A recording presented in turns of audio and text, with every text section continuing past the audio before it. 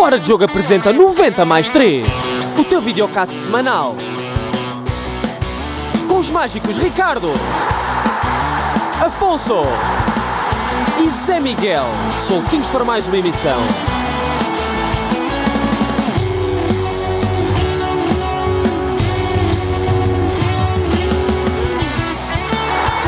Mais 3. Sejam bem-vindos a mais um episódio de 90 mais 3. O meu nome é Afonso Couto, estou aqui com o mágico Ricardo Quinteiro e hoje temos aqui para mais um especial de eleições Benfica, agora na segunda volta, e como tal, hoje temos não só mas três grandes convidados. Temos aqui três grandes reforços diretamente da estrutura para o futebol proposta pela lista F, encabeçada por João Noronha Lopes, e portanto começando por o convidado mais à minha direita e que não é um estreante no 90 mais 3, Nuno Gomes. Afonso, olá, Ricardo. Que, caso seja eleito, será vice-presidente para o futebol. Depois temos também outra lenda do futebol do Benfica, Vítor Paneira, que será diretor técnico também do futebol. E depois, mais à frente, Tomás Amaral, que ocupará o cargo de diretor desportivo. Agradecer a vossa presença. Mais uma vez estaremos aqui para discutir um futuro do Benfica e mais concretamente o futebol, que também é algo que nos apraz mais discutir e falar. Portanto, agradecer a vossa presença. Antes de começar, o Ricardo faz sempre uma pequena apresentação e espero que gostem. Vamos a isso. Obrigado. Bem-vindos, começando pelo Nuno. Nuno Gomes, um dos maiores goleadores da história do Sport Lisboa Benfica, vestiu a 21 durante 12 temporadas e tornou-se no 14º jogador com mais jogos na história centenária do clube. Ao serviço do Benfica, conquistou 2 campeonatos nacionais, uma Taça de Portugal, 3 taças da Liga e uma Supertaça.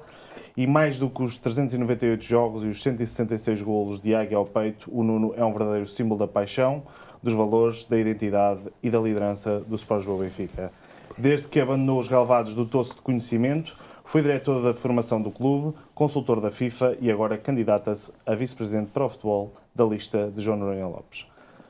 Tomás Amaral praticou futebol federado nas camadas jovens, mas a dispensa de Rui Jorge no Belenenses fez-o concentrar-se nos estudos e formar-se na Universidade Lusófona para cumprir o sonho de trabalhar no futebol profissional.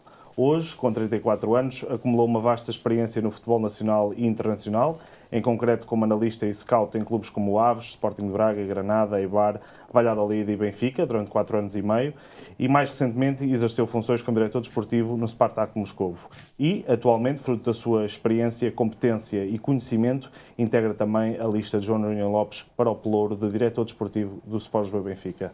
E por último, e não menos importante, Vítor Paneira, natural de Vila Nova Famalicão, cresceu a admirar os ídolos Chalana, Carlos Manuel e Diamantino, chegou ao Benfica com pouco mais do que 20 anos e durante 7 temporadas tornou-se num dos números 7 mais míticos da história do Glorioso. Nesse período conquistou 3 campeonatos nacionais, uma Taça de Portugal e foi finalista vencido da Taça dos Campeões Europeus em 1990. Como treinador acumulou uma importante experiência nos últimos 20 anos, que espera agora colocar em prática ao serviço do Benfica. O Vítor Paneira, a par do Nuno e do Tomás, integra a lista F e, em caso de vitória, será o novo diretor técnico do Sport Lisboa Benfica.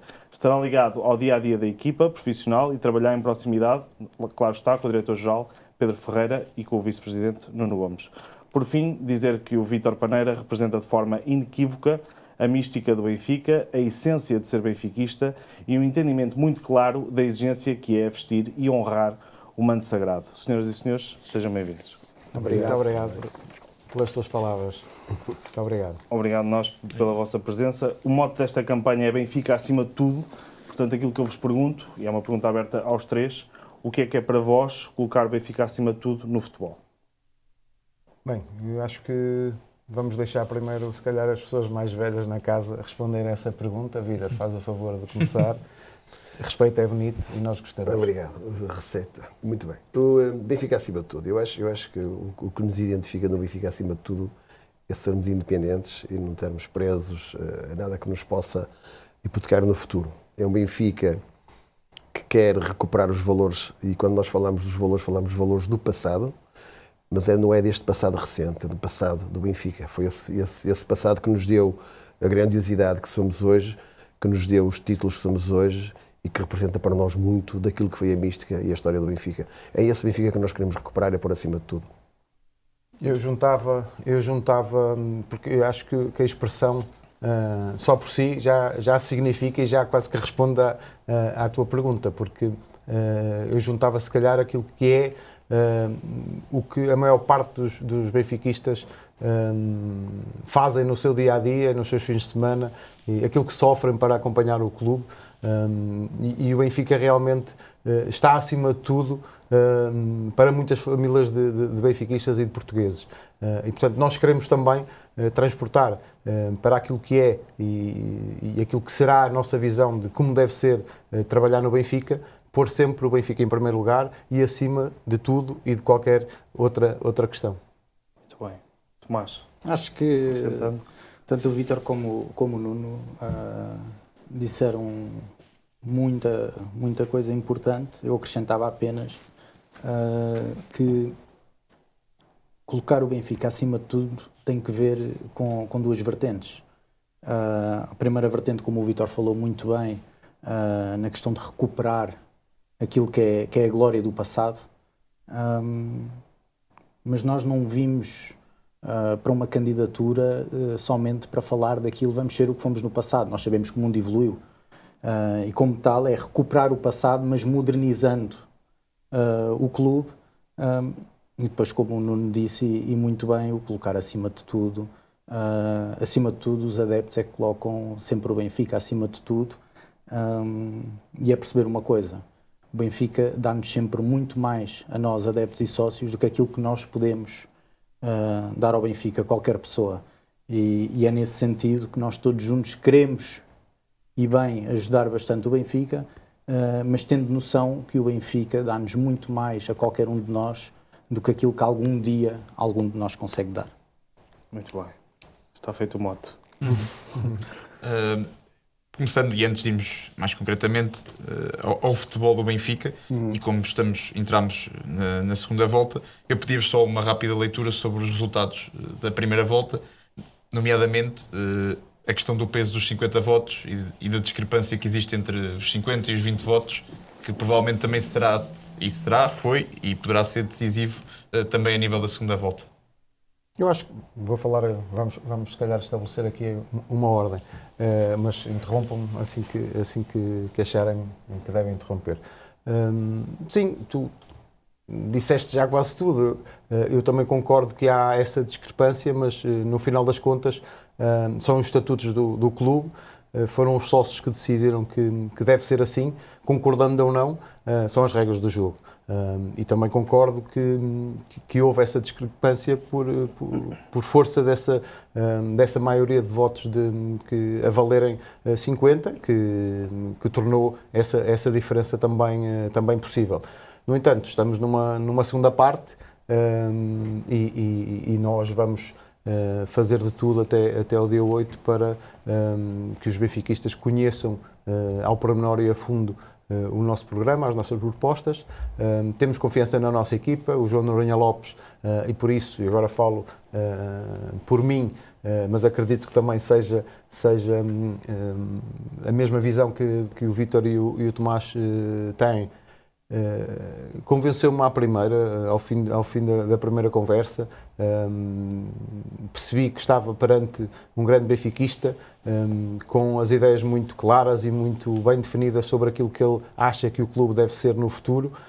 Reuniu à volta dele uma equipa em todas as áreas de grande competência e de grande confiança, e portanto vamos lutar por ele e lutar por acreditar, acima de tudo, que podemos fazer melhor do que aquilo que tem sido feito nos últimos anos. Vítor, comentário lhe apraz fazer sobre este recorde que foi batido de mais de 86 mil votantes e que, de certa forma, mostra aquilo que é a grandeza do Sport Lisboa e Benfica, não só aqui, mas em todo o mundo, não é? Porque os votantes não foram só restritos a Portugal continental.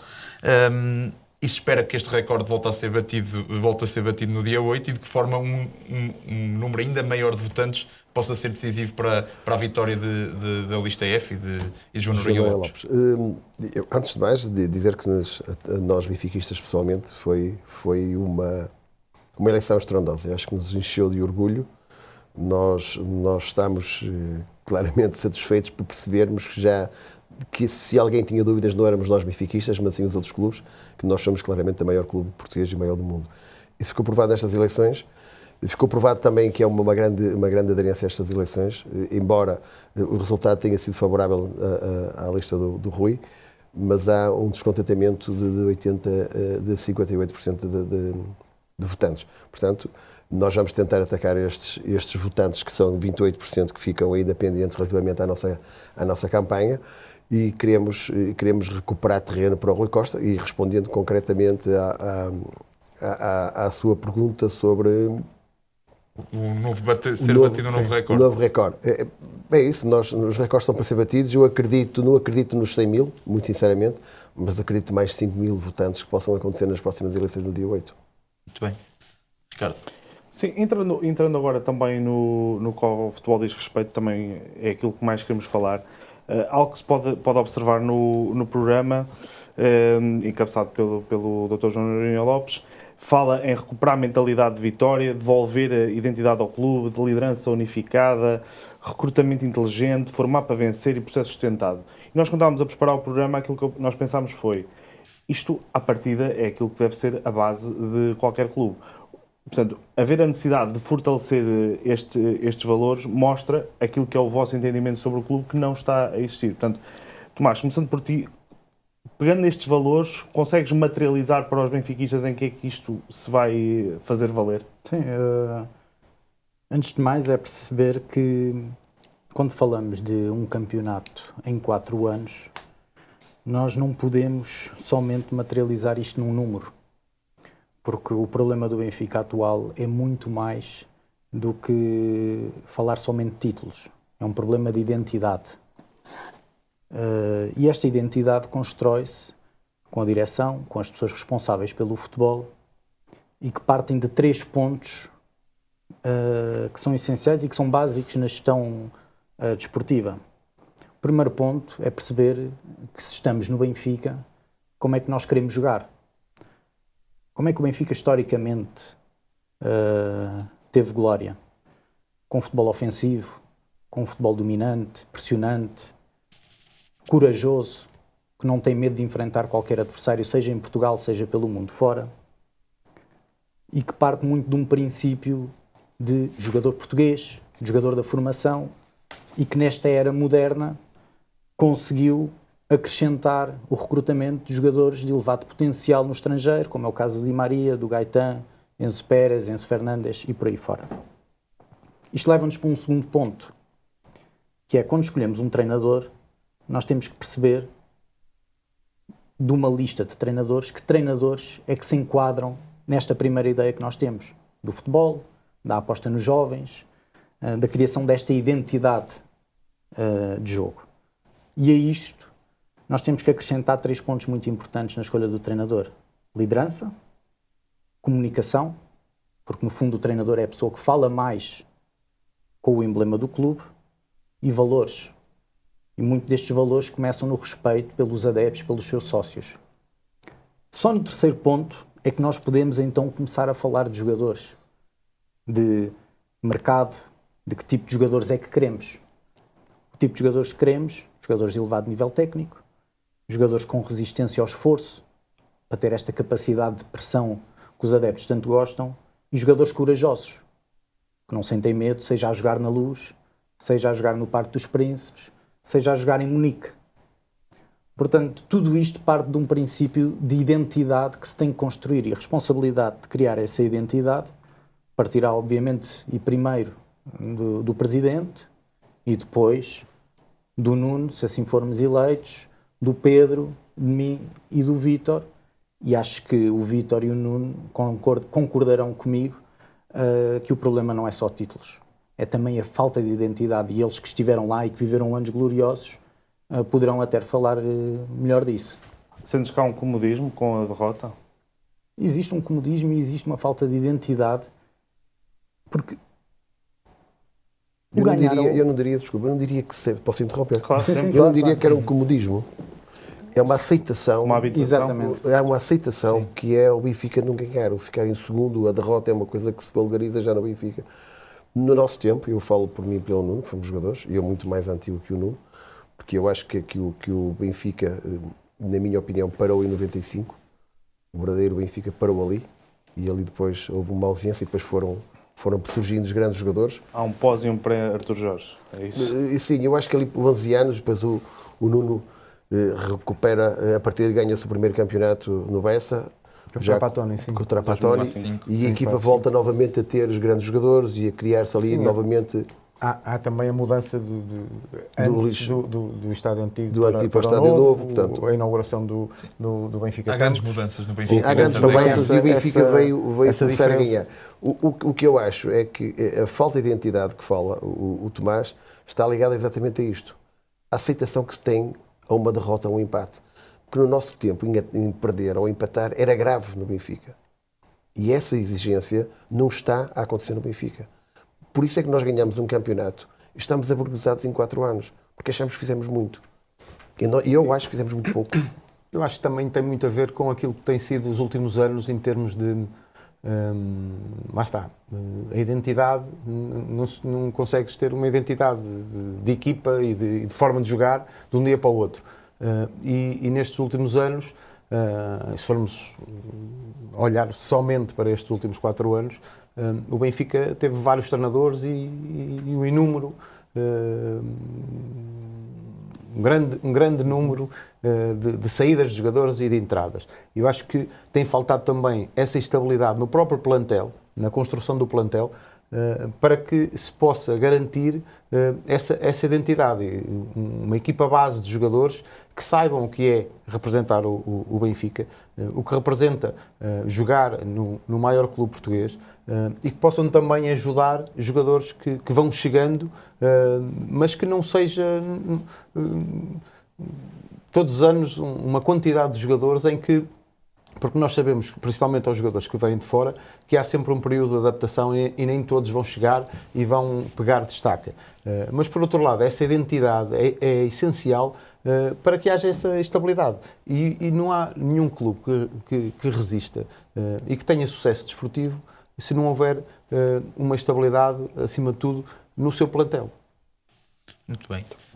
Acho que passamos agora já para alguns subtemas e começando um bocadinho por explicar um bocadinho daquilo que vão ser as vossas funções de cada um de vocês no Benfica. Ricardo, se quiseres fazer a primeira pergunta, acho que é direcionada ao Nuno. Sim, podemos começar pelo Nuno, até sendo vice-presidente, porque acho que é uma questão importante e para os mais leigos ou menos atentos, pode criar-se a ideia que o Nuno é só um ex-jogador de futebol e que agora se candidata a vice-presidente para o futebol. Isso não é verdade.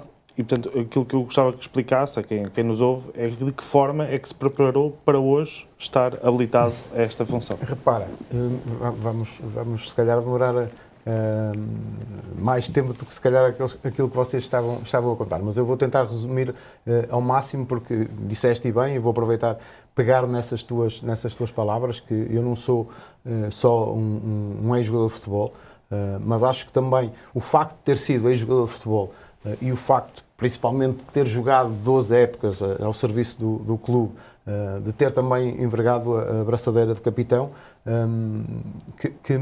que me traz vantagens naquele papel que eu quero desempenhar no futuro do Benfica.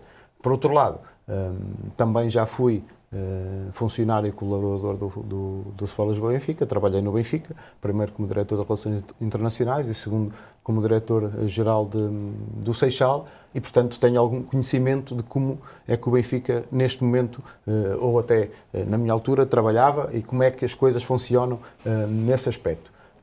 Naquilo que serão as minhas funções no futuro. Disseste também, e bem, eu vou ser vice-presidente, com assento na SAD, mantenedor da SAD, e com a área do futebol sob a minha alçada.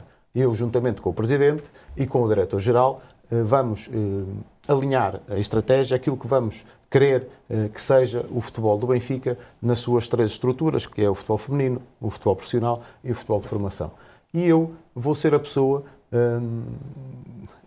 não vou chamar fiscal, mas vou ter essa responsabilidade de fiscalizar, de validar e de controlar a gestão antes definida por nós, a gestão que ao futebol diz respeito. O Pedro Ferreira não está aqui, mas eu posso adiantar por ele, vai ser aquela pessoa que terá o Tomás, o Vítor a reportar a ele, o Pedro reporta a mim e nós, em conjunto, vamos coordenar tudo aquilo que é o futebol profissional, neste caso, e eu e o Pedro, o futebol feminino e o futebol de formação. O Pedro vai ser a pessoa que vai unificar os processos, porque essas 3 estruturas vão todas reportar à mesma pessoa, que é o Pedro Ferreira. Muito bem. Enquanto vice-presidente, é natural que irá estar muito ligado às relações institucionais do Benfica, nomeadamente com a Liga, com a Federação, com a UEFA, com a FIFA e com os próprios rivais. Obviamente que aqui a resposta óbvia será que irá procurar sempre defender os interesses do Benfica, mas a minha pergunta é mais no sentido de que há algo a mudar nessas relações, como é que será a linha orientadora de uma nova direção e com o Nuno na vice-presidência em relação a todas estas instituições? A linha orientadora é muito fácil nesse sentido. Eu acho que o futebol português terá que ser repensado naquilo que queremos para o futuro, e o Benfica, como o maior clube português, tem que liderar também esse processo de reformulação, por exemplo, da própria competição, que está em cima da mesa e tem vindo a ser discutida. A questão dos direitos televisivos, eu acho que, em conjunto, o Benfica, com todos os outros clubes, como é óbvio, com a Liga e com a Federação, tem que liderar esse processo daquilo que nós queremos mudar e aquilo que nós queremos que o futebol português seja no futuro. Como é óbvio, eu vou estar a representar o Benfica, mas temos a figura do Presidente que vai liderar todo esse processo e nós vamos estar alinhados em tudo aquilo que queremos e, acima de tudo, mais uma vez, sempre a lutar pelo interesse do nosso clube. Sim, gostava de perguntar até uma pergunta mais... Desculpa, Ricardo, eu pensei que ias fazer a pergunta a eles, eu posso explicar também quais serão as funções do Tomás e do Vítor Paneira. Vamos lá chegar. Está bem. Queria-lhe só perguntar o que é que... E volto a ser uma pergunta para os 3, mas o que é que sentem que já podiam ter feito e antecipado se já tivessem chegado há mais tempo ao Benfica? Acho que é importante as pessoas ficarem clarificadas. Em relação a quê, desculpa? Agora... Enquanto ao futebol do Benfica, organizacional e institucional também, associativo. Eu se calhar termino também o meu raciocínio pegando... eu acho que tem faltado liderança no clube. Sou sincero, tem havido muita troca de treinadores, acima de tudo de treinadores, e se nós escolhemos um treinador porque acreditamos no projeto desse treinador, não pode ser ao fim de pouco tempo que vamos mudar. E, portanto, tem que haver essa coragem de reconhecer, se calhar, o erro e sermos humildes ao ponto de assumirmos que, se calhar, erramos na escolha de um treinador e explicar às pessoas o porquê do nosso erro. E acho que isso tem acontecido no Benfica ultimamente. Vou dar o caso, se calhar, da situação de Bruno Lage, para não recuar ao tempo de Roger Smith, por exemplo. São situações até semelhantes. São muito parecidas, em que se assume que se vai continuar com o treinador e se temos essa posição e se assumimos que é com esse treinador que queremos continuar a época seguinte, não é ao fim de 4 jogos que afinal vamos mudar o treinador e reconhecer que se calhar que estávamos errados. Posso acrescentar uma coisa? Esta questão da continuidade ou não continuidade de um treinador, quando tomamos uma decisão na continuidade de um treinador, nós muitas vezes não temos que olhar para o resultado. Nós estamos por dentro e acompanhamos o processo desse treinador. Portanto, para mim, pelo menos, pessoalmente, é muito difícil acreditar que um processo que era bom em junho deixou de ser mau em setembro.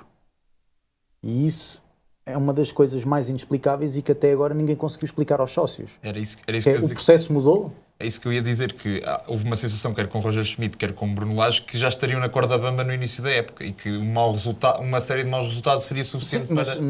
Mas quem lidera tem que ter a capacidade de tomar decisões independentemente da pressão exterior que exista. Porque o Benfica vai ter sempre pressão. Sim. É impossível não existir pressão. Mas quem está por dentro e que conhece os processos tem que perceber, ok, este processo faz sentido e nós vamos continuar com ele, ou antecipadamente dizer, este processo não está a fazer sentido e vamos mudar. Agora, dizer que se acredita muito no treinador e no processo, para depois, passado 2 meses, esse processo já não existe, deixou de existir, e isso é que causa dúvida e acho que levanta questões, não só a nós, estando na lista de João Noronha Lopes, mas também a todos os sócios, e que poderia ser respondido, e até hoje, pelo menos, eu ainda não vi ser respondido. De forma concreta. Em relação agora ao Tomás, eu ia-lhe fazer uma pergunta muito concreta em relação às suas funções, que tem a ver muito com a sua experiência no scouting, que eu acredito que lhe permita ter maior sensibilidade enquanto agora diretor desportivo naquilo em dar a devida voz ao scouting. Ao mesmo tempo que gera expectativas e vontades dos restantes membros da direção. Por exemplo, o desafio que eu lhe coloco é, por exemplo, como é que irá proceder caso na gestão entre um jogador que um treinador quer muito e, por exemplo, o scouting dá um parecer negativo. Isso já aconteceu no Benfica e já se falou demasiado no assunto. Agora é preciso perceber que nós, num clube de futebol, nós temos várias vontades. Nós temos um treinador que é quem treina os jogadores diariamente, mas nós também temos uma estrutura que é paga e que tem valor para dar a sua opinião, e depois acima, quando falamos de um diretor desportivo, de um diretor-geral, de um vice-presidente, para também ter a sua opinião. Portanto, não existirá, na minha opinião, jogadores que vêm porque o treinador insiste e faz birra porque não quer, porque o treinador não deixa de ser um empregado do clube. Muito importante e crucial nos projetos, mas continua a ser um empregado do clube. E um treinador não tem o direito de tomar uma decisão de só eu quero este jogador e mais ninguém quer, mas eu não quero saber. Da mesma forma, parece-me a mim, e isto acontece no Benfica e existe em muitos clubes, que há momentos em que é mais fácil atirar a responsabilidade para cima do treinador e se correr bem, tudo bem, mas se correr mal eu estou protegido.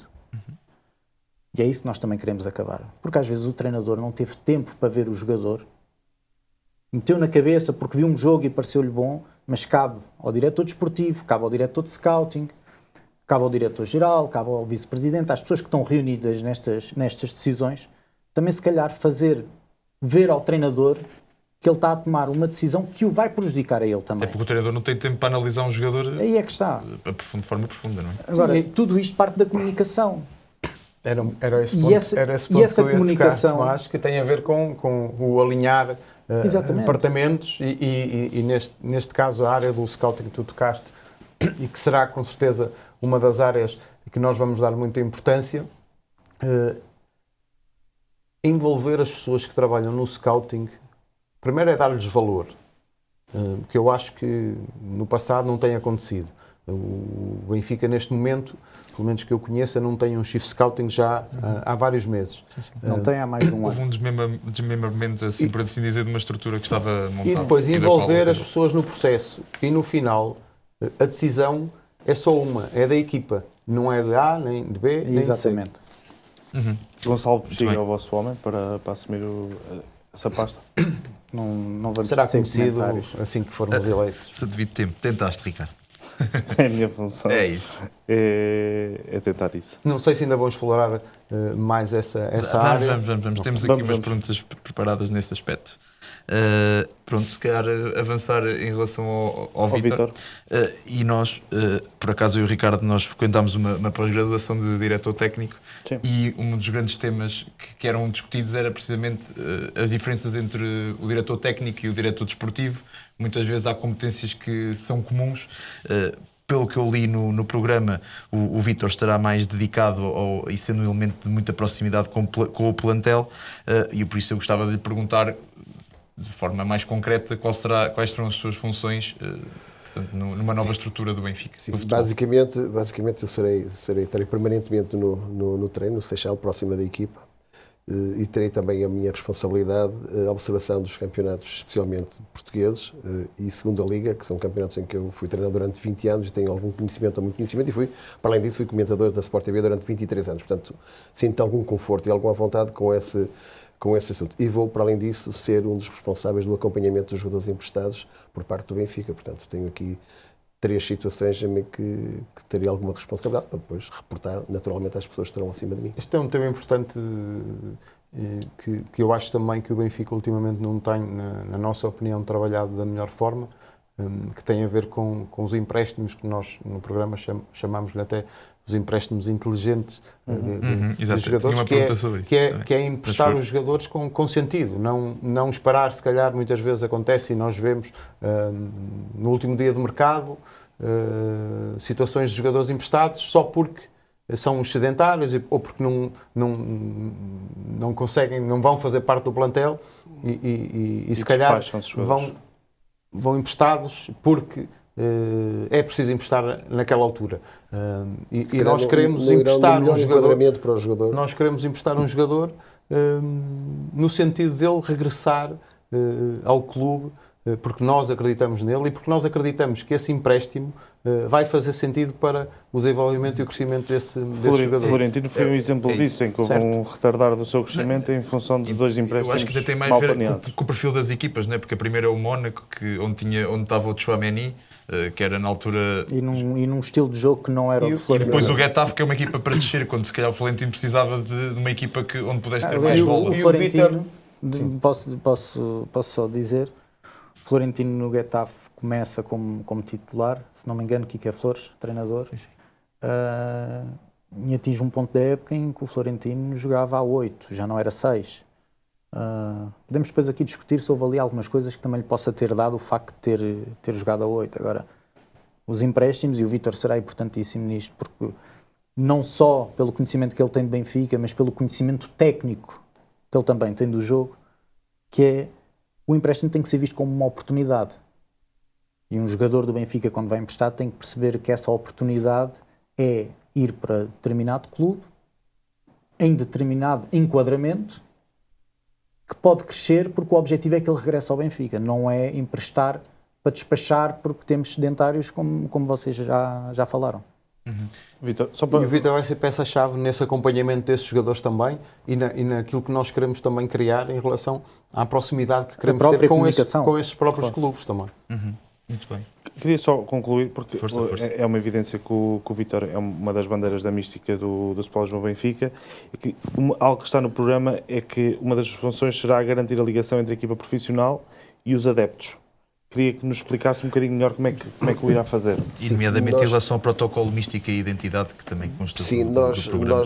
Nós, nas reuniões que nós tínhamos tido com o Presidente, com o João Noronha, que é o candidato a Presidente, nós já o chamamos de Presidente muito particularmente, mas nas reuniões que nós tínhamos, nós fomos provocados a criar algumas propostas, já no sentido de nós apresentarmos ideias novas e propostas para que possa vir a surgir.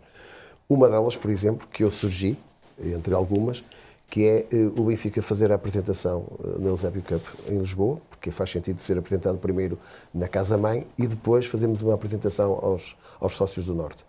Fazermos um jogo lá em cima, uma equipa estrangeira, ou propriamente com um clube. Isso fazia-se antigamente, perdeu-se. Nós fazíamos isso, nós fomos perdendo alguma da relação entre a equipa e adepto, e faz muito sentido, porque os adeptos do Norte, para nós Benfica, todos os adeptos são muito importantes, mas temos a importância por maior parte dos jogos até da nossa ligação no Norte de Portugal. Portanto, e nós temos que ter esse cuidado de poder também fazer com que eles sintam que há uma homenagem ou uma apresentação da equipa principal do Sport Lisboa Benfica aos sócios do Norte. Por exemplo, essa foi uma das propostas que eu apresentei. Naturalmente, isto carece, porque há um enquadramento de um planeamento da época, mas está em cima da mesa essa possibilidade e acho que todos nós vimos com bons olhos. Outra das coisas que nós queremos é a proximidade das casas do Benfica com os jogadores.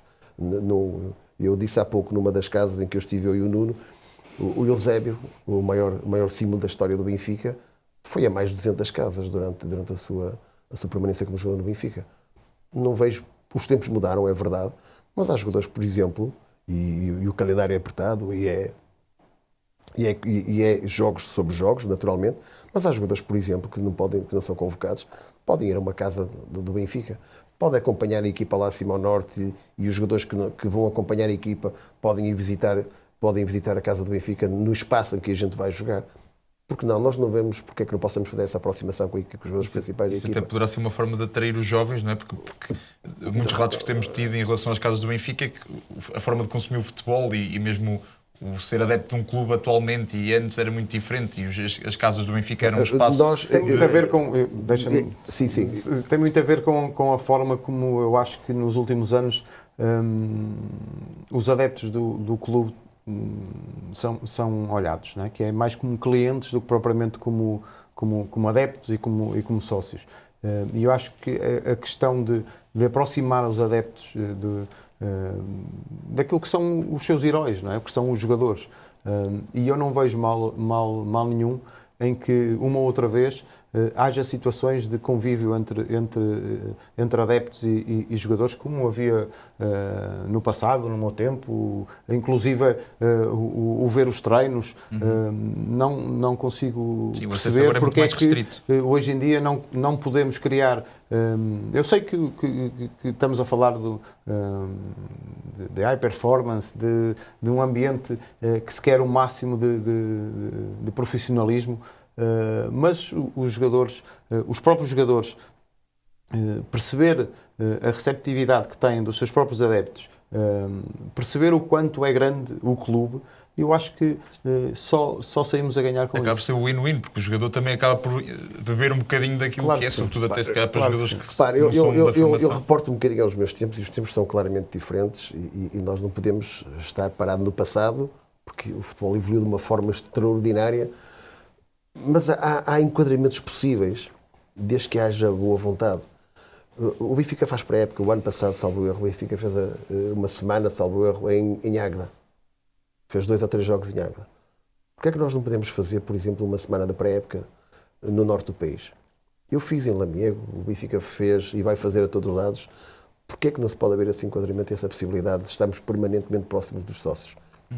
Nós queremos esta ligação permanente. Os jogadores têm que sentir, quando chegam ao Benfica, têm que perceber a grandeza do Benfica. E eu acho que só no sábado passado, alguns jogadores perceberam a dimensão que tem o Benfica. Só no sábado, alguns jogadores perceberam, pelas televisões, a dimensão que tem o Benfica. Acha que já nem no estádio conseguem sentir isso? É uma das coisas que nós queremos, o autocarro a parar na praça de Cosme Damião, por exemplo. Nós queremos tentar fazer isso. Vamos tentar articular isso com a polícia também. Porque não? Nós temos de ter um contacto permanente com os adeptos. Esse calor é importante para os adeptos e para os jogadores. Nós estamos aqui a falar isto e naturalmente vão dizer, mas lá fora nós vemos isso. Porquê é que não é possível em Portugal?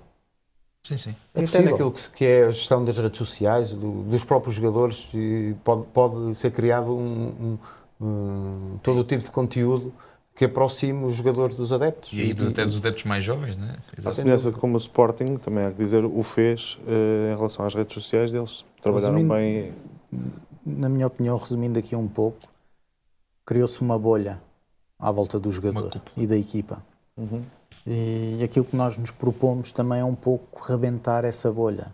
E quando dizemos rebentar essa bolha, não é perder profissionalismo. Não é abrir tudo e os adeptos vão ver os treinos todos, porque nós sabemos que existem momentos em que temos que trabalhar, porque também temos adversários que nos querem ver e se nós tivermos tudo desaberto também se torna difícil. Mas nós temos que rebentar essa bolha. Nós não podemos terminar um jogo e os jogadores irem ali ao centro do relevado e terem quase receio de se aproximar dos adeptos. Não pode acontecer isso. Muito Eu bem. vou dar mais um último exemplo que espero que não me levem a mal. Não. A própria saudação inicial da equipa, Não está a ser bem feita. no estádio. São pormenores, mas eu acho que começa também aí. Não está a ser bem feito. Na minha opinião, não. É Ok. olhar para ela. Pronto, falando um bocadinho da equipa A, Ricardo, queres lançar o tema? Em relação ao... Sim, já falámos aqui várias vezes sobre treinadores e o que revela a sua importância. São uma peça-chave no dia-a-dia de um clube. Portanto, uma pergunta muito direta para começar é se José Mourinho é o treinador certo para comandar os destinos do Benfica. Bem sei que vão dizer que tem contrato, mas o Tomás e bem falou que é preciso ter um treinador identificado com a estrutura e com a cultura do clube. Eu quero perguntar se revê em José Mourinho para isso. Vejo. José Mourinho já mostrou ao longo da sua carreira, e aqui não posso dizer sempre, mas já teve provas disso, de que consegue ser um treinador de futebol dominante e de futebol ofensivo. Se calhar não foi no Fenerbahçe, se calhar não foi em determinados jogos no Inter ou no Real Madrid, mas já o mostrou que consegue ser. Agora, José Mourinho como treinador também precisa de apoio da estrutura. E apoio da estrutura não é dizer que sim a tudo o que Mourinho quer. É também debater com ele, discutir de forma profissional e tranquila. Porque cria-se aqui um bocado a aura de que não se pode debater com José Mourinho. Eu não quero acreditar, aliás, eu até acredito bastante que José Mourinho, das coisas que deve gostar mais é de debater futebol com a sua estrutura. Agora, é preciso que quem está acima queira debater esse futebol. E nós queremos debater esse futebol e estamos preparados para isso. Muito bem. É o nosso treinador, é o treinador do Benfica, disseste bem, tem contrato esta e mais outra época. E eu acrescentar ao que disse o Tomás, é que José Mourinho sabe o contexto que é ser treinador do Benfica e a exigência que existe ao ser treinador do Benfica, e ninguém mais do que ele tem conhecimento sobre aquilo que representa o Benfica no país, e portanto não tenho a menor dúvida que ninguém mais do que ele vai querer ganhar e ganhar à Benfica. Mas a continuidade de José Mourinho estará dependente do título desta época? Não, nós ouvimos há pouco o nosso líder a responder a essa pergunta numa entrevista que teve, num debate que teve com o Rui, que foi que o José Mourinho parte atrás neste campeonato.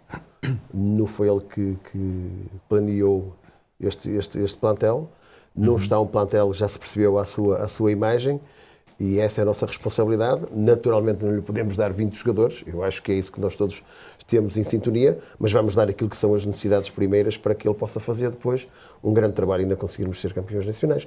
E ele é claramente o nosso treinador. Não temos um treinador a nível mundial. Eu há pouco dei uma entrevista e disse que se nós colocássemos os 20 melhores treinadores do mundo, ou até os 10 melhores treinadores do mundo, o Mourinho está.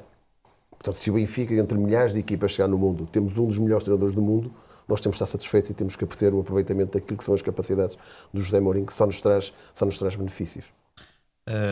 Agora uma pergunta, o Vítor falou agora, e eu ia fazer uma pergunta, porque certamente também como treinador tem estado presente em muitos balneários, certamente tem reparado que há uma diferença muito grande na dinâmica de balneário de quando jogava, quer o Nuno, quer talvez numa fase mais adiantada da carreira se calhar já tenha percebido essa diferença, mas o Vítor quando jogava, as dinâmicas de balneário eram muito diferentes das atuais, os jogadores estão mais ligados às redes sociais, aos telemóveis, se for preciso saem do balneário e vão cada um para as suas casas. Mais nacionalidades? Sim, mais as nacionalidades, grupos mais pequenos. Minha pergunta é, como elemento de proximidade ao plantel, o que é que poderá fazer para promover uma união, para promover mais coesão entre os jogadores, numa era em que isso acaba por ser um bocadinho mais complicado? Repare, nós temos clubes, e respondendo concretamente aqui em Portugal, clubes grandes e nomeadamente lá fora, o grupo tem que ser bem trabalhado. Quem faz o verdadeiro grupo não é o diretor nem o treinador. Nós ajudamos a criar um bom grupo, mas o grupo é feito pelos jogadores, para características que tem individualmente cada jogador. E nós temos certeza absoluta que tivemos bons líderes dentro do balneário, e se tivermos jogadores com mística a Benfica, nós vamos ter excelentes balneários e vamos ter balneários capazes de dar respostas sempre que possível. Agora, isso foi um ponto interessante, que também está ligado, lá vou eu buscar outra vez, aquilo que tem que ser analisado também a quando do recrutamento do perfil de jogador que queremos para a nossa equipa. Não só o nível técnico, mas também aquilo que é o jogador fora do campo, a personalidade, a forma de relacionar com os outros jogadores, e portanto vamos, como é óbvio, ter muito em conta todos esses fatores na hora de decidir se vamos buscar A ou B. Sim, o Luís Filipe Vieira esteve aqui anteriormente, há umas semanas, e referiu um caso específico de Raul de Tomás, que foi contratado, mas que depois, em termos de personalidade, foi um jogador que não se adaptou. Isso é algo que vocês, enquanto futuro, e agora se calhar dirigindo a pergunta mais ao Tomás, será algo que vocês querem evitar? É um jogador que, pela sua personalidade, possa depois criar ou anticorpos, ou não se dar logo à partida bem com o restante Desculpa, plantel? Tomás, indo de encontro, só para finalizar, e o Tomás com certeza nessa área poderá ter muitos casos para contar. Contar um caso de um jogador que ao fim de 6 meses pediu para ir embora porque a sua namorada não queria vir viver para cá. E portanto, tu estás ao fim de 6 meses a desperdiçar um ativo, porque se calhar na hora da transferência, na hora de o assinares, não conseguiste perceber que essa situação poderia acontecer. Não, eu divido Um exemplo aqui, prático só para ir de encontrar é bom. Essa discussão é boa, porque eu divido aqui em em duas vertentes distintas, e aqui não dizendo que quem quer que esteja no futebol acerta sempre. Há um trabalho que tem que ser feito de antecipação. Conhecer o jogador, conhecer o seu entorno, procurar entrevistas que ele possa ter dado, redes sociais, tentar obter o máximo de informação para ter disponível para avaliar aquilo que pode ser a personalidade do jogador. Também passa por procurar, peço desculpa por interromper, por procurar referências junto de amigos, familiares? Amigos, familiares, pessoas que tenham trabalhado. Antigos Treinadores, antigos treinadores adjuntos, jogadores, um analista. Existe hoje em dia muita facilidade, e quando falamos, o mundo hoje em dia é global. Não custa a nenhum de nós ligar para a Argentina, para o Brasil e obter informações sobre determinado jogador. Depois há aqui uma segunda vertente, e que aí é menos controlável, e que isto qualquer pessoa no futebol está sujeita. E eu já dei este exemplo aqui há uns meses e volto a dar. Nós podemos ter feito o trabalho todo muito bem, mas de repente o jogador chega, está felicíssimo da vida, mas passado um mês, separa-se da mulher, e qualquer um de nós que esteja casado está sujeito a que isso possa acontecer, e o jogador pode entrar e começa uma disputa pela guarda dos filhos, o que seja, e o jogador pode entrar realmente aqui numa espiral negativa ou numa espiral mais depressiva, que também muda um bocado a sua forma de ver a vida. E isso são momentos incontroláveis. Nós podemos ter feito o trabalho todo muito bem, mas acontecerem fatores, aliás, isso aconteceu, eu soube de um caso desse há muito pouco tempo, já depois de eu ter falado. Então nós temos que dividir isto em dois fatores. Agora, há um fator que nós não podemos falhar, que é esse da antecipação, e como dizia o Nuno, e muito bem, que é perceber o entorno. Mas a mulher quer vir ou não quer vir? Tudo isso é muito importante, porque se não estar a contratar um jogador e não saber disso, ou saber, mas ignorar, é estar a dar um tiro nos pés. E o dinheiro que está a ganhar, e nós temos que também saber cuidar do dinheiro e do ativo que temos, porque o jogador no final do dia também é um ativo do clube. Daí que um dos vossos motos para o mercado de transferência seja contratar menos, mas bem. Aquilo que eu te pergunto, pegando nisso, é se achas que o segredo para contratar menos, mas bem, está precisamente no timing em que se contrata e na antecipação sobre o jogador.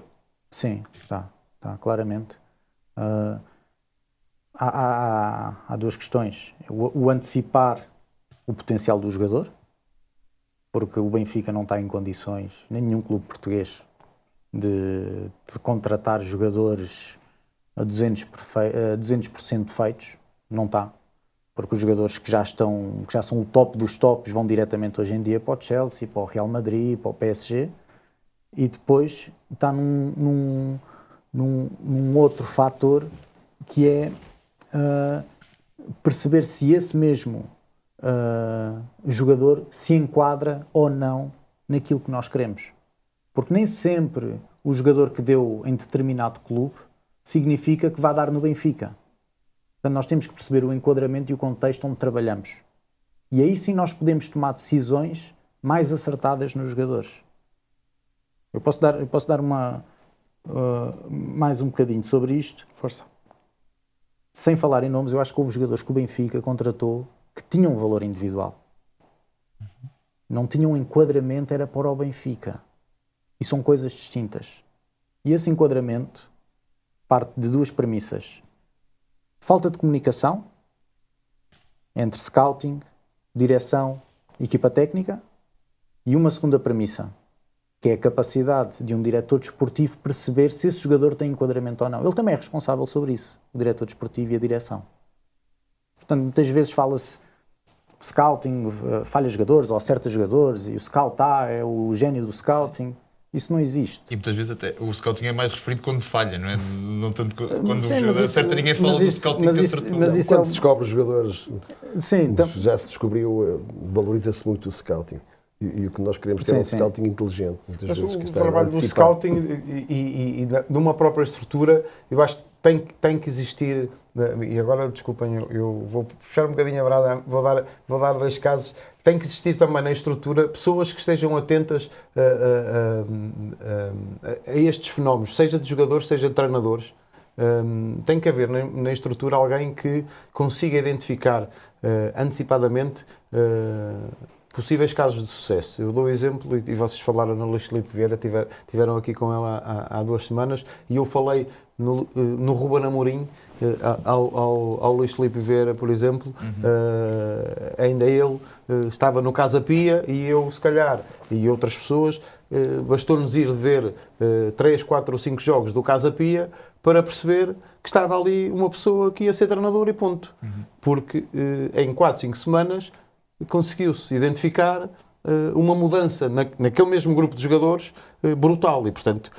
Com ideias bem definidas, não é? Que ele caracteriza bem Ruben Amorim. Outro também. exemplo, falei no Iócaras ao Boa Vista em 2019. Como é óbvio, o Iócaras não era o jogador que depois vimos aqui no Sporting.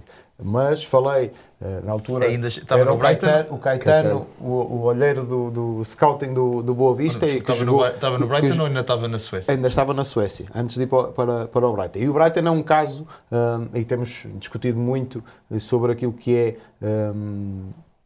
o departamento de Data Analytics que queremos trazer para o Benfica, e que já está identificada a pessoa que vai liderar esse departamento.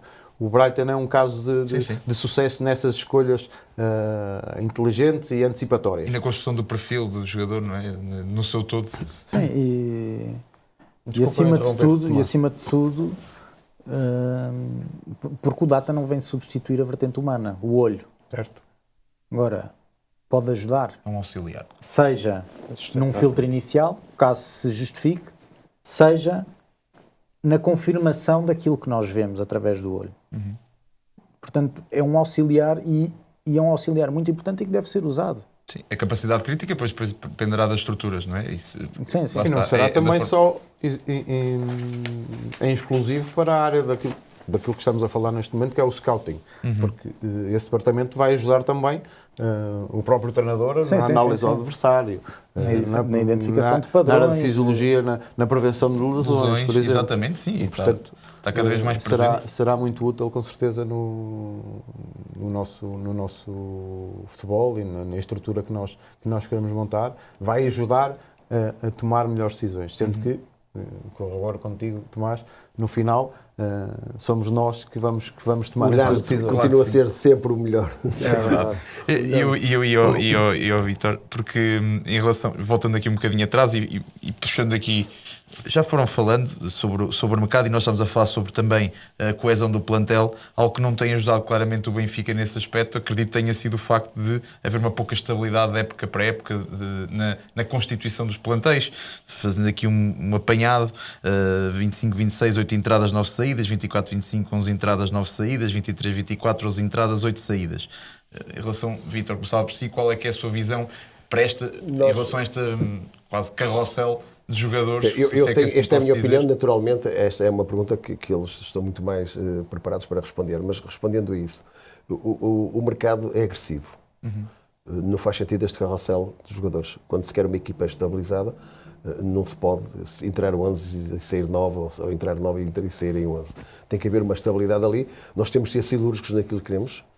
E uma das nossas tentativas que queremos para o Benfica, se o conseguirmos, é de uma estabilidade e mais continuidade de jogadores, que a gente identifique os jogadores à Benfica. Naturalmente o mercado é agressivo, nós não vamos muitas vezes poder contornar isso, mas o que queremos é, no fundo, ter uma equipa mais estável, com jogadores mais portugueses.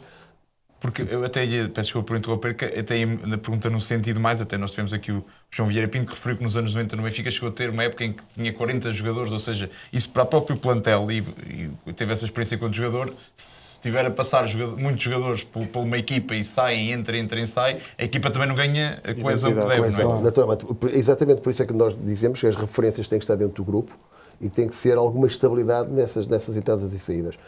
O grupo necessita muito de estabilidade, e a equipa, quanto mais jogadores nós podemos prolongar com qualidade dentro do Benfica, e jogadores que a gente os consiga segurar por mais tempo, jogadores de grande valia, mais qualidade terá, melhor haverá, mais estabilidade haverá dentro do grupo de trabalho.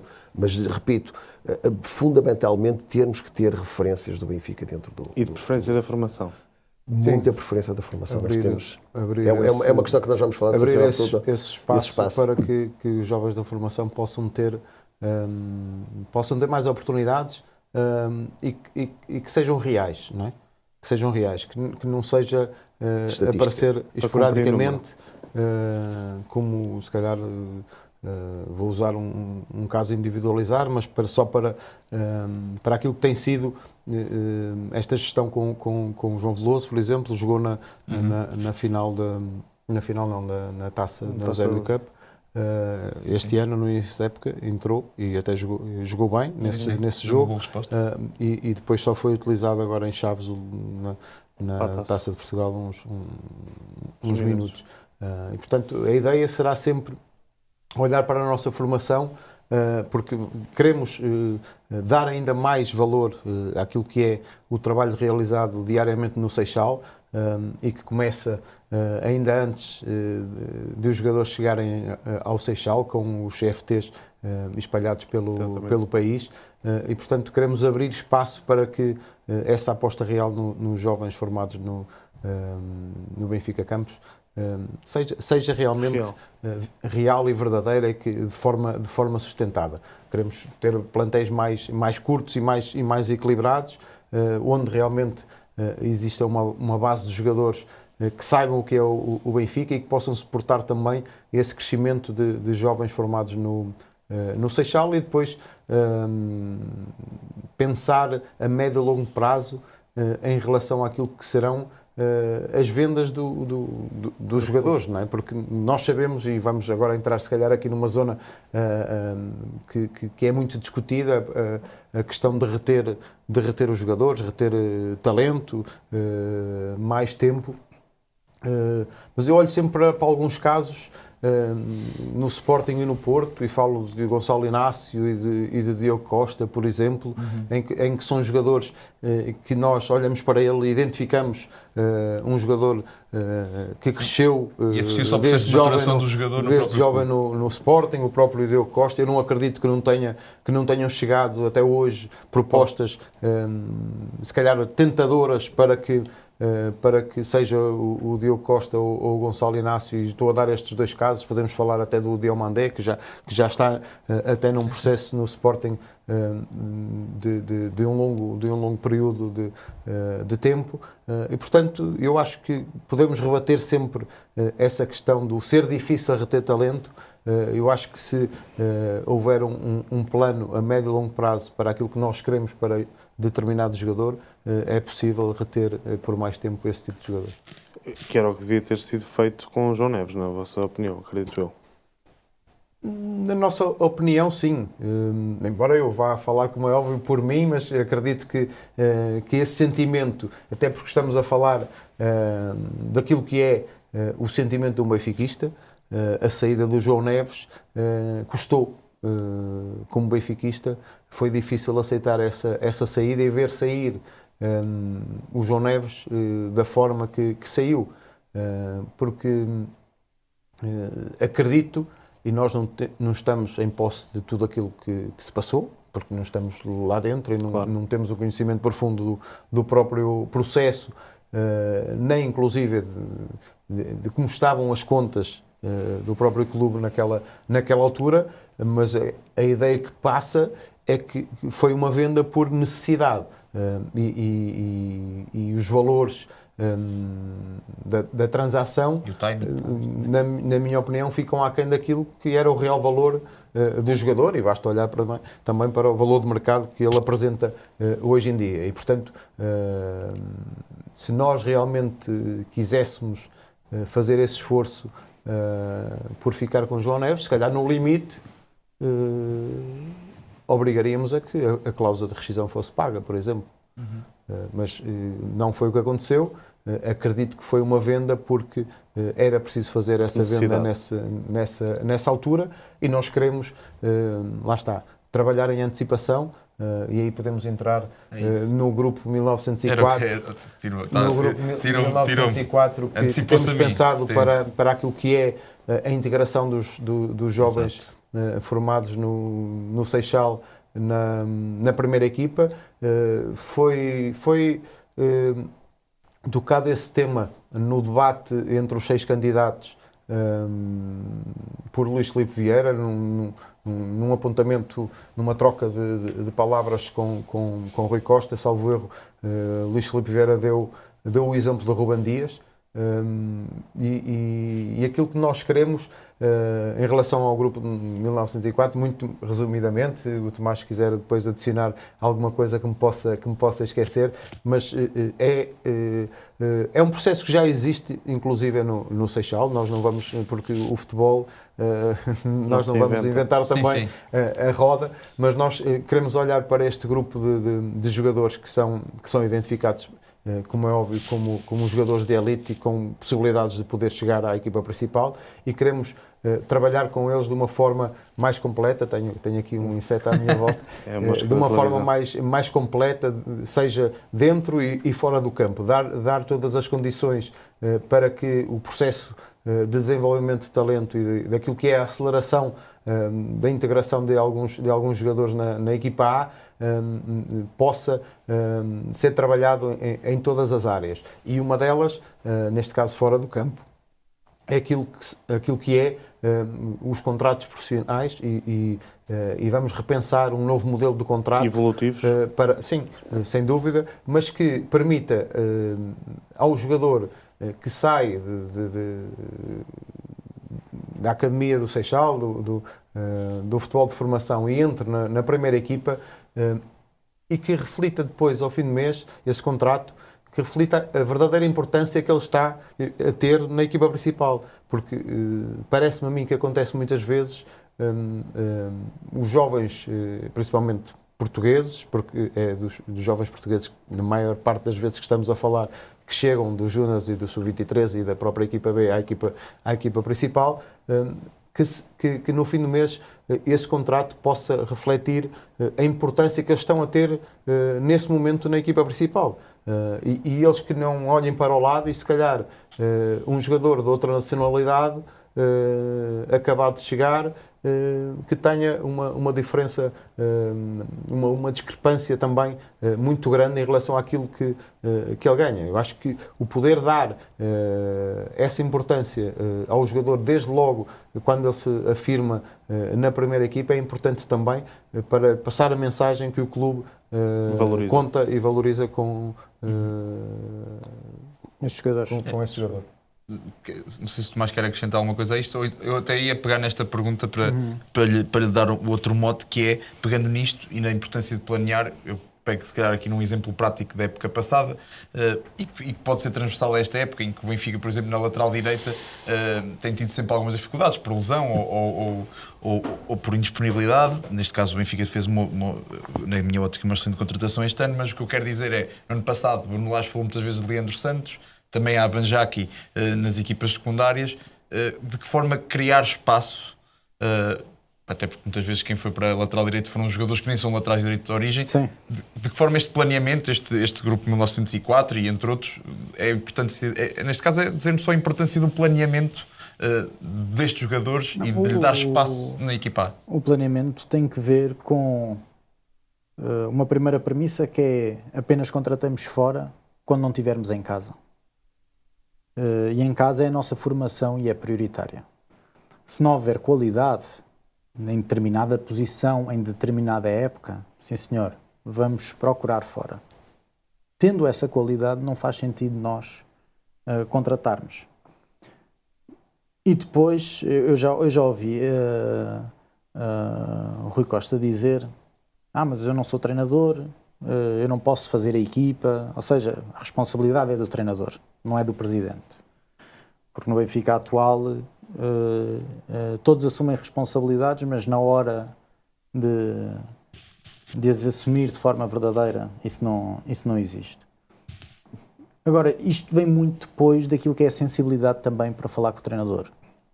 E falar com um treinador não é dizer-lhe qual é a equipa que tem que jogar, não é obrigá-lo a colocar jogador A, B ou C, é sim fazer-lhe entender que aquilo pode ser uma decisão acertada. E não tem problema nenhum. Eu posso dar um exemplo, se quiserem, e aqui daquilo que foi a minha experiência passada no Spartak, e que de uma maneira, felizmente, correta se veio a verificar. O treinador que eu contratei na altura, o Stankovic, dizia-me que precisava muito de um 6. Que era um 6, eu preciso aqui de um stopper, uma pessoa, de um médio defensivo à séria. Estes jogadores, eu tenho muitas dúvidas. E eu disse-lhe, não. Ele vai fazer, este jogador, que eu, por respeito ao clube não vou dizer, mas este jogador vai fazer a pré-época contigo. E tu vais ter que vê-lo em jogos também, não é só no treino, em jogos amigáveis. E depois tu vais-me dizer se precisas ou não. Se depois, mais à frente, se tu vieres a confirmar aquilo que é a tua opinião, tudo bem, podemos discutir. Mas primeiro tu vais vê-lo. E depois sim, nós podemos debater. A verdade é que esse jogador hoje em dia é dos jogadores mais importantes do clube e que não tinha feito a pré-época nesse clube se o diretor desportivo não o tivesse sensibilizado a que visse o jogador. Hoje em dia o treinador é louco por esse jogador. O jogador gosta muito do treinador e sente que foi valorizado pelo treinador e com mérito do treinador aqui, porque soube reconhecer que realmente o jogador tinha nível e evitou-se uma contratação desnecessária e deu-se espaço a um jogador que é russo, que não é da formação do clube, mas que chega ao clube com 18, 19 anos e é esta sensibilidade que tem que existir. Eu não obriguei o treinador a colocar o jogador. Eu obriguei o treinador a ver o jogador, que é uma coisa diferente. E falamos aqui muitas vezes, parece que temos medo dos treinadores, de falar com os treinadores. Não. O treinador toma a decisão final, enquanto treinador é pago para isso e será responsabilizado pelas suas decisões. Mas cabe também a quem está perto dele orientá-lo em certos momentos. De certa forma, capacitar as decisões, não é? Dar estrutura. Porque se nós não orientarmos o treinador nesses momentos, torna-se muito fácil, quando o treinador começa a cair, limpar as mãos e dizer, este treinador não dá, tem que sair. Não, mas nós também somos responsáveis pelo treinador que trouxemos. Muito bem. Ricardo. Sim, falar só de um tema que tem estado bastante em voga e nos últimos anos também, na realidade do Benfica, que são o regresso de antigos jogadores. Queria saber qual é que é a visão, podemos começar pelo Tomás, a visão sobre o regresso de antigos jogadores. Acredito que esteja muito relacionado com a forma como chegam e aquilo que ainda podem aportar ao clube, mas queria que sustentasse um bocadinho a ideia sobre isso. Estamos a falar propriamente de jogadores que foram formados no Benfica ou então de um Di Maria, de jogadores que passaram pelo Benfica e que regressam. Se os jogadores estiverem capacitados para ter rendimento no Benfica, nessa fase, e se fizer sentido o seu regresso, também em termos de enquadramento do plantel, de enquadramento naquilo que é o benfiquismo, serão sempre bem-vindos. Agora, nós também não queremos fazer do Benfica o local onde vêm os reformados a terminar a carreira. Não. O Benfica deu muito a estes jogadores e estes jogadores, se regressarem ao Benfica, vêm para dar muito ao Benfica. Caso contrário, não fará sentido ir buscá-los só porque tem o nome ou só pelo carinho que qualquer um de nós possa ter pelo jogador, porque apesar da emoção muitas vezes nos levar a certas decisões, quem está no clube e tem cargos diretivos tem que ter a capacidade de analisar com frieza e tomar as melhores decisões em prol do clube e não em prol da emoção ou daquilo que é a pressão exterior. Vítor, qual a importância desses jogadores no balneário? É um bocadinho de encontro àquilo que disse o Tomás. Se o enquadramento for o ideal para fazer regressar jogadores que são os jogadores do Seixal e os jogadores que passaram no Benfica, por exemplo, o Di Maria foi um jogador que quase cresceu no Benfica e que teve um regresso, na minha opinião, estrondoso ao Benfica. Nós vimos sempre com bons olhos, eu acho que sim. Temos que ver agora exatamente isso, se há uma mais-valia para o plantel, se ainda está nas suas faculdades para poder responder àquilo que são as exigências do Benfica. Nós queremos todos os jogadores que tenham passado e que regressem ao Benfica. Naturalmente queremos esses jogadores que são jogadores do Benfica. Nuno. Eu vou pegar neste caso do Di Maria também para introduzir, só para dar uma opinião final em relação também àquilo que é, eu volto a bater na tecla do scouting.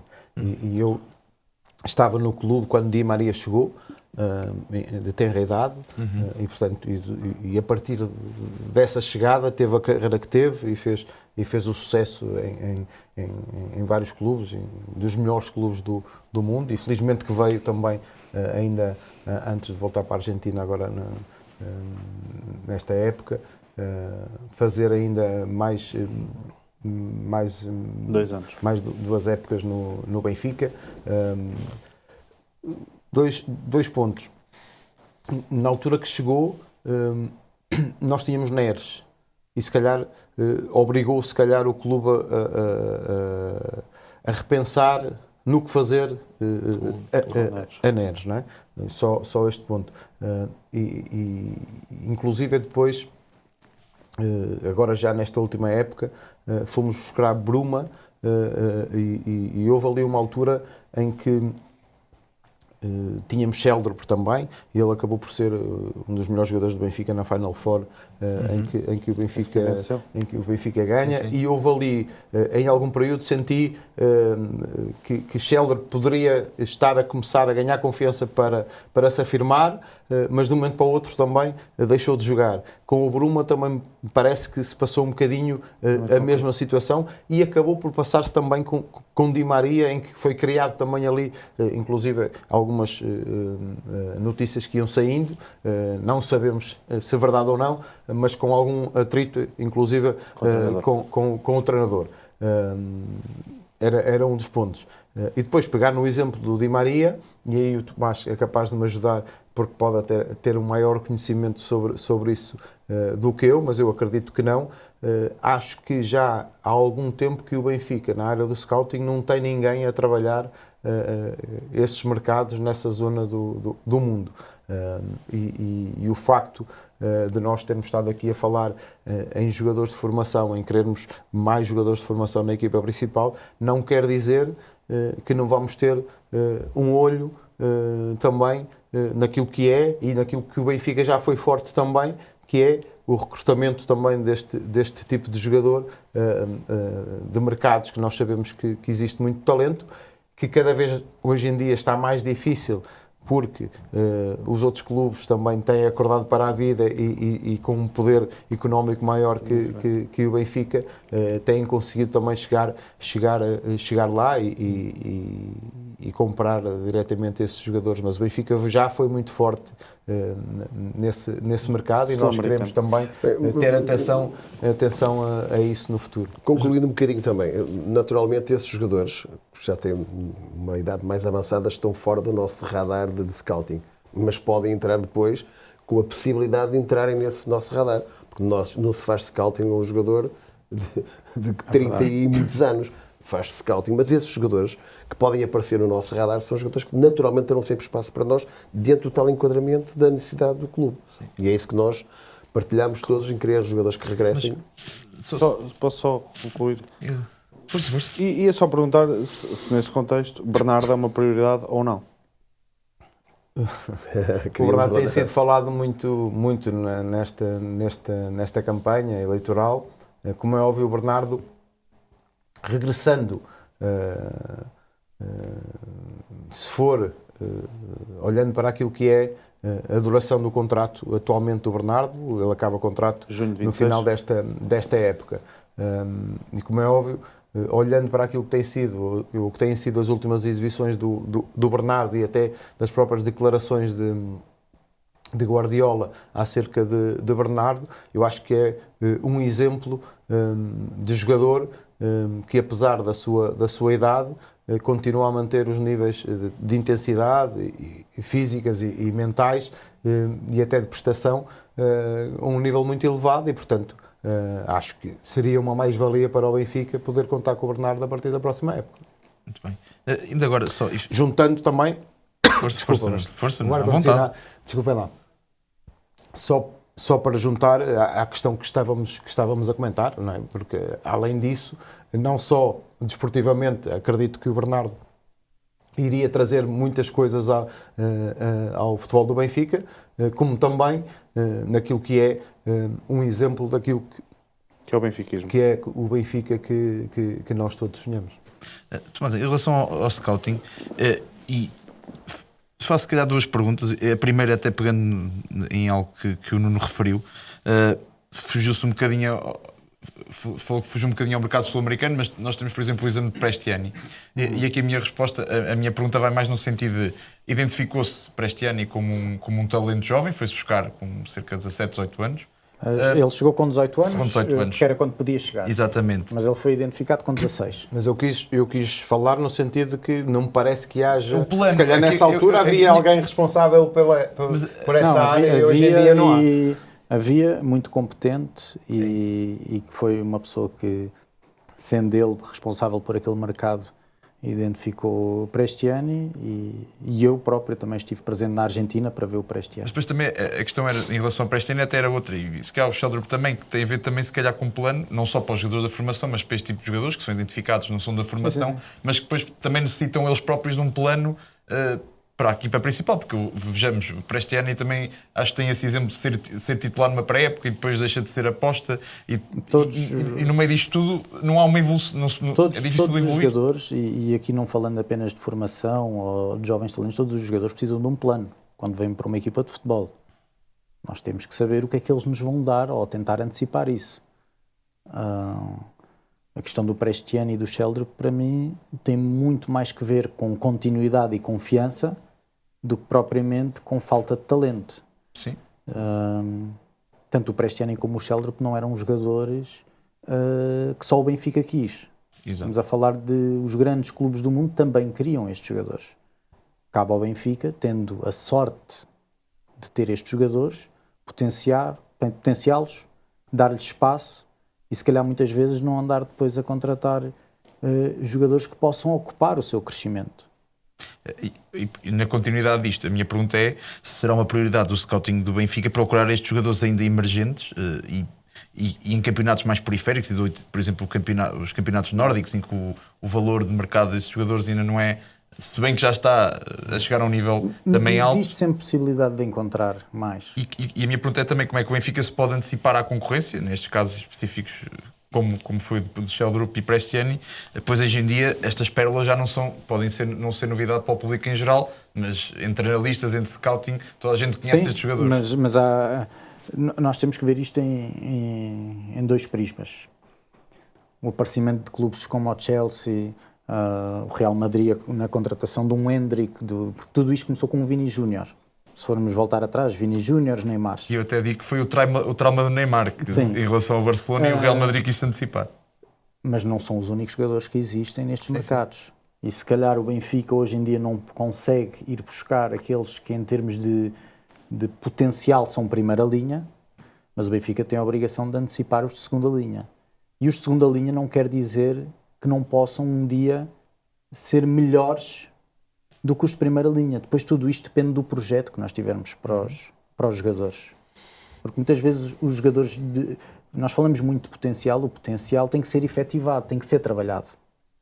Portanto, o Benfica terá que continuar a ter atenção a esses mercados, terá que antecipar mais rápido do que os outros scouts, e eu sei que em muitos momentos o faz, porque o scouting do Benfica continua a ter pessoas de grande valor, Agora também cabe depois àquilo que é a direção ouvir e confiar nessas opiniões.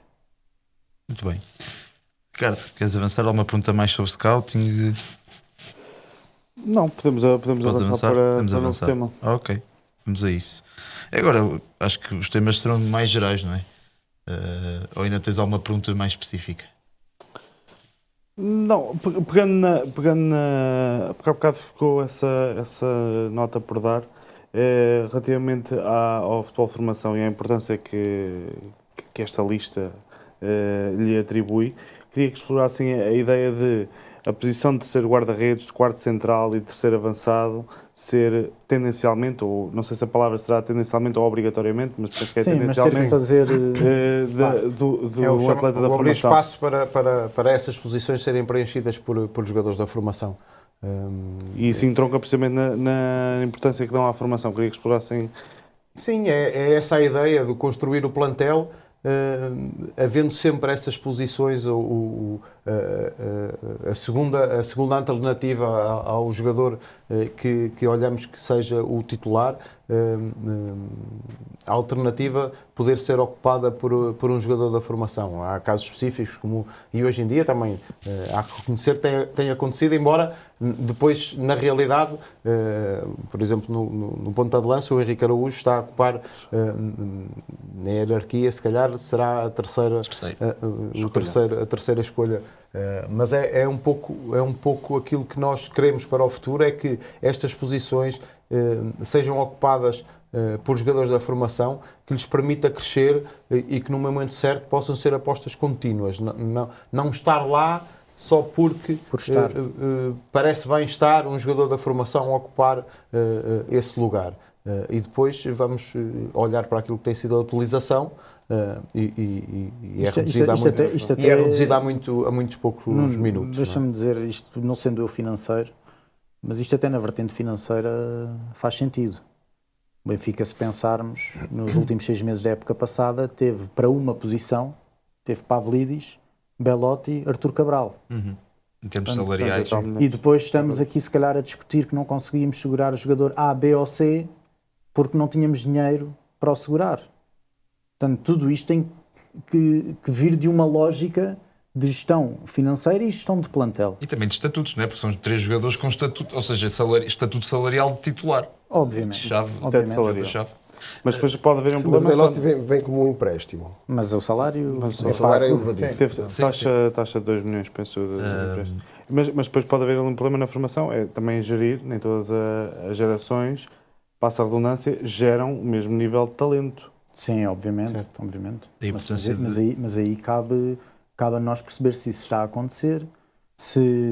Como é que antecipa uma questão dessas? Como é que antecipamos uma questão de gerações? Consegue ver isso a médio prazo? Conseguimos.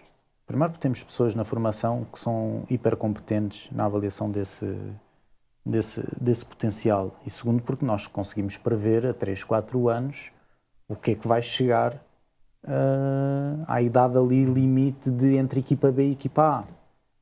Portanto, nós se calhar vamos conseguir antecipar de que se nós não temos determinada posição bem preenchida em termos de qualidade, nós podemos antecipar e se calhar ir contratar fora. Mas contratar fora pontualmente. Não quero que me interpretem mal de que agora vamos contratar jogadores estrangeiros para a formação, que não é isso. Mas pontualmente, se nós não tivermos jogadores desse elevado potencial, por que não olhar para fora e se calhar antecipar o jogador e em vez de estarmos a contratá-lo para a equipa A, estarmos a contratar para a equipa B para ele mais tarde aparecer na equipa A. E isto leva-nos a outra questão, quando falamos de estrutura. Hoje em dia o Benfica, futebol profissional é a equipa A e futebol de formação é a equipa B para baixo. Pouca gente sabe disto, mas isto é a realidade. E uma das modificações que nós queremos fazer à estrutura é isto mesmo, é alocar a equipa B ao futebol profissional.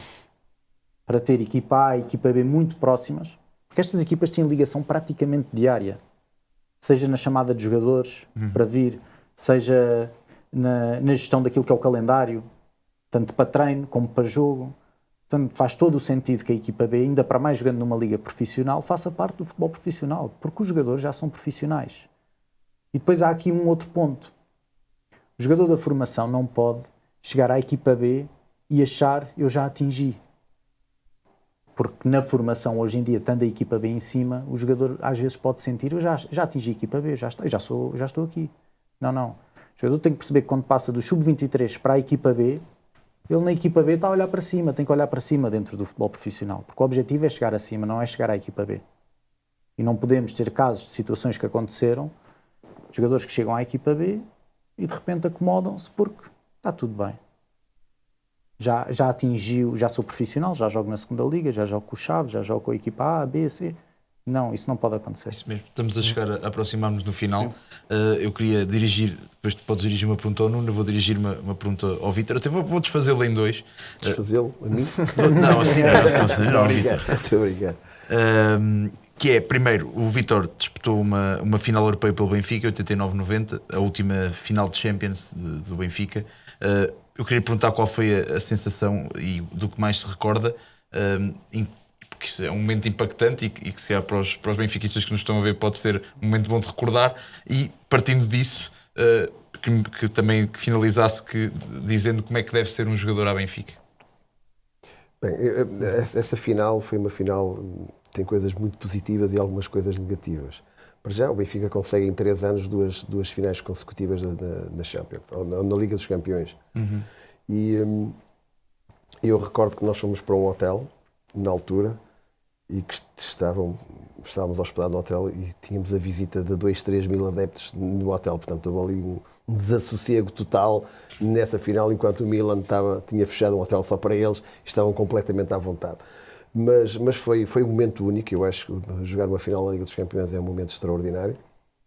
Estávamos meio e sentimos que é espetacular. É um momento que eu recordo e que tive pena termos perdido aquela final por 1-0, mas que estávamos no grande Benfica na altura, porque o Benfica conseguiu 2 finais no período de 3 anos. Significa que o Benfica estava sem pôr na Liga dos Campeões, já como o antigo Benfica, o velho Benfica, que estava permanentemente nas finais e a disputar finais, até porque tinha disputado poucos anos antes também da Taça das Taças frente ao Anderlecht. Portanto, tudo isso contribuía para um grande Benfica, e eu vivi esse Benfica, felizmente ainda consigo viver, e para mim marcou-me claramente uma final, não pena não a ter ganho, porque seria completamente diferente. Mas relativamente ao jogador à Benfica, quem define o jogador à Benfica não é o presidente, não é o treinador, quem define o jogador à Benfica são os sócios, porque os sócios são a verdadeira mística do Benfica. Porque eles é que dentro e nas bancadas é que definem se aquele jogador se identifica com eles, se é um jogador à Benfica e se tem a mística do Benfica. Portanto, são eles que definem sempre quem são os jogadores à Benfica, e nós sentimos depois, nós também sentimos que se é ou não é um jogador à Benfica, e nós temos nesta altura, na minha opinião, o grande jogador à Benfica é o Otamendi. É um grande capitão, Revê-se na liderança do Otamendi. Na liderança do Otamendi, a atitude competitiva, a forma como joga, a forma disponível que está no jogo. Ele acaba de viajar da seleção da Argentina e chega no dia a seguir, está disponível para jogar, quer jogar. Isto identifica-se um jogador à Benfica. Ainda agora completou uma marca bonita de 250 jogos. É isso. Ainda tinha 2 questões, mas posso direcioná-la ao Nuno para também sermos eficientes em termos de tempo. O Nuno foi colega de Rui Costa na Seleção Nacional, no Benfica, durante vários anos. Na Fiorentina. E na Fiorentina.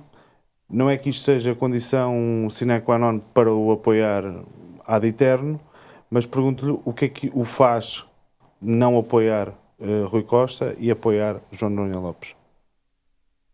Bem, desde logo ter surgido um convite de João Noronha Lopes para fazer parte da sua lista, e portanto não tem a ver, pessoalmente não tenho nada contra o Rui, como é óbvio, mas tem a ver também com o acreditar que é possível neste momento fazer melhor para o Benfica, e é do Benfica que estamos a falar, porque o Benfica é de todos, não é de A, B, C ou D, é de todos os benfiquistas, e eu acho que a ambição de querer poder ajudar o clube ultrapassa tudo e qualquer coisa. E, portanto, não é o não apoiar Rui Costa, é acreditar neste momento que João Noronha Lopes será a pessoa certa para liderar o clube no futuro.